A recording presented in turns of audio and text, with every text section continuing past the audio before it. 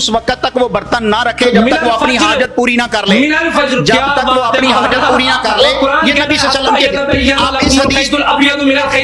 کے آپ اس حدیث کی سند پہ کو بحث کر سکتے ہیں؟ یعنی اگر اذان سے پہلے 2-4 منٹ اسے مل گئے ہیں اور اس وقت اذان شروع ہوگی تو وہ جو برتن میں اس کا کھانا پڑا وہ چھوڑ دے، وہیں بس کر دے۔ ظاہر سی بات، کتاب و سنت پر عمل کرنے سے جو میں نے حدیث بیان کی، کسی کا روزہ ٹوٹتا ہے تو قیامت کے دن میں اس کا مجرم ہوں گا۔ جب اذان سے پہلے اعلان کرنا کہ روزے دارو، اللہ نبی دے پیارو، سحری دا ٹائم ختم ہو گیا، کھانا پینا بند کر دیو، اس وقت کھانا پینا بند کر دینا چاہیے، بند کر دینا چاہیے۔ اگر اس اعلان میں بھی کوئی کھا رہا ہو تو وہ کھا سکتا ہے، وہ کوئی لقمہ ہو۔ دیکھیں اعلان کی بھی وہی 2 صورتیں میں نے آپ کو بتائی ہیں۔ اگر تو اعلان اس نے 1 منٹ یعنی 25 منٹ پہ ختم ہو رہا ہے، 24 منٹ پہ اعلان کر رہا ہے تو 1 منٹ کی اس کو اجازت ہے۔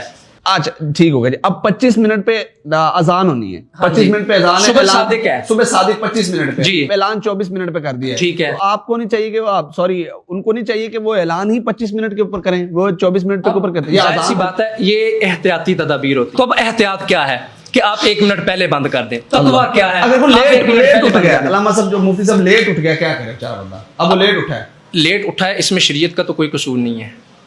یعنی اگر اذان سے پہلے 2-4 منٹ اسے مل گئے ہیں اور اس وقت اذان شروع ہوگی تو وہ جو برتن میں اس کا کھانا پڑا وہ چھوڑ دے، وہیں بس کر دے۔ ظاہر سی بات ہے، اب جب ختم ہو گیا نا ٹائم، اس کے بعد کھانا جائز نہیں۔ اگر کوئی کھائے گا تو اس کو روزے کی قضا دینی، روزے قضا دیں، اس کا روزہ نہیں ہوا، وہ روزہ نہیں ہوگا۔ بالکل کلیئر ہوگا جی، مفتی صاحب کی طرف سے یہ مسئلہ کلیئر، انہوں نے کہہ دیا کہ اگر فقہ حنفی کا مسئلہ ہے، میں بھی آپ سے وہ جاننا چاہتا ہوں، فقہ حنفی کے مطابق کتاب و سنت دلائل تو دیتے ہیں، تھوڑی اپنی کتابوں میں دلائل دیتے ہیں، ہجے بھی فقہ حنفی دا مسئلہ کہہ رہے ہو، صاحب نے کہا جی کہ قرآن دا مسئلہ تو فقہ حنفی کہہ رہے ہو۔ آپ کیا سمجھتے ہیں؟ لیٹ اٹھا ہے تو وہ کھانا اس کے سامنے پڑا، اذان ہو رہی، وہ کھائے، وہ بھی بات ہے۔ تعمیری صاحب، میں آپ کے توسط سے ناظرین کو یہ پیغام پہنچانا چاہتا ہوں کہ نبی صلی اللہ علیہ وسلم نے فرمایا ان الدین یسرن، دین آسانی کا نام ہے۔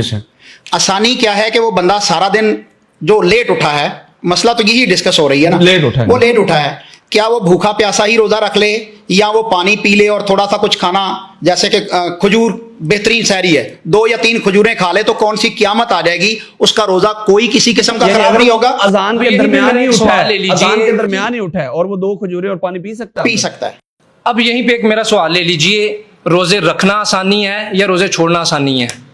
روزہ رکھنا آسانی ہے۔ اگر روزہ رکھنا آسانی نہ ہوتی تو میرا رب جو ہے نا یرید اللہ بکم اليسر نہ فرماتا۔ روزہ رکھنا آسانی ہے، کوئی بندہ لیٹ اٹھا ہے وہ چھوڑ نہیں سکتا، جو ملا ہے وہ کھا لے، بھلے اذان ہو گئی ہے، بھلے وقت ختم ہو گیا ہے، وہ کھا لے، کیوں جی یہاں پہ یسر ہے کھانا اور روزہ رکھنا یسر، اور جب یسر ہے ادھر بھی یسر ہے۔ یہ مولانا کیا خلط مبحث کر رہے ہیں آپ؟ لوگ سن چکے ہیں خود پھنس گئے ہیں آپ۔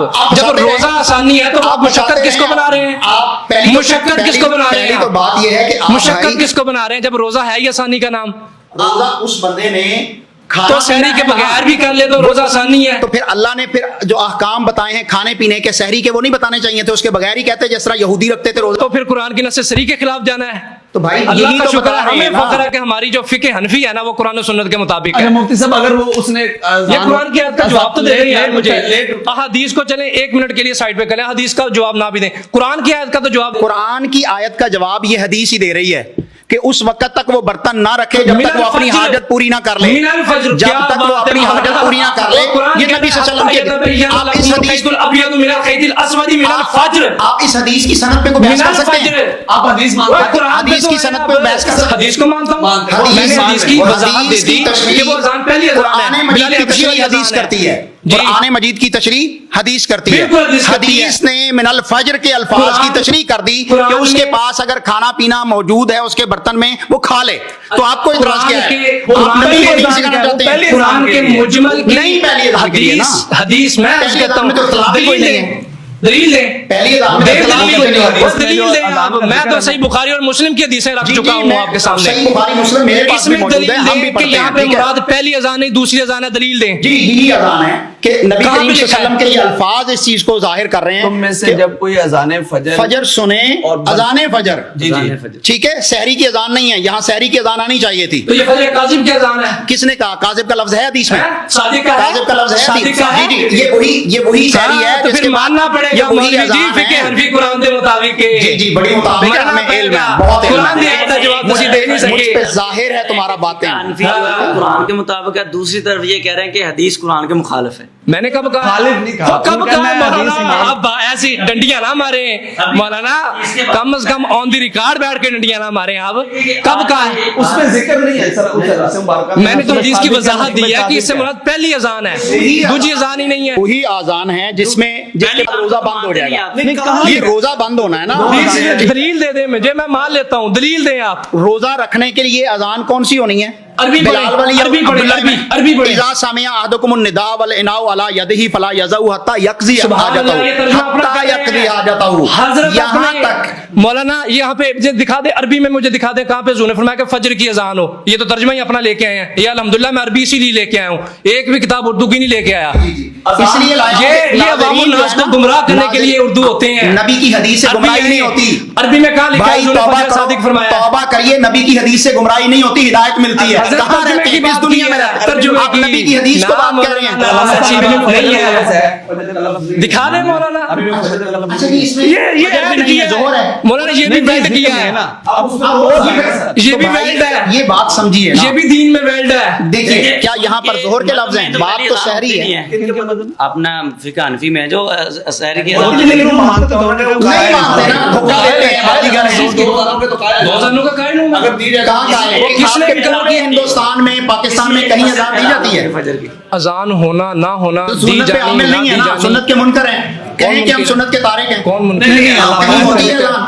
او بھائی ہونا نہ ہونا ایک الگ اللہ مسئلہ ہے. اللہ بھائی مساجد میں اذان ہوتی ہے, میں آپ کو مساجد میں لے چلتا ہوں. او یار اس کا کس نے آپ بھی لے چلے نا کہ یار یہاں ہوتی ہے, ہم بھی کہیں کہ آپ اہل بہت سنت سارے ہیں. علاقوں میں آپ کو دکھا دیتا ہوں, آجے ہمارے علاقوں میں لے جاتا ہوں آپ کو.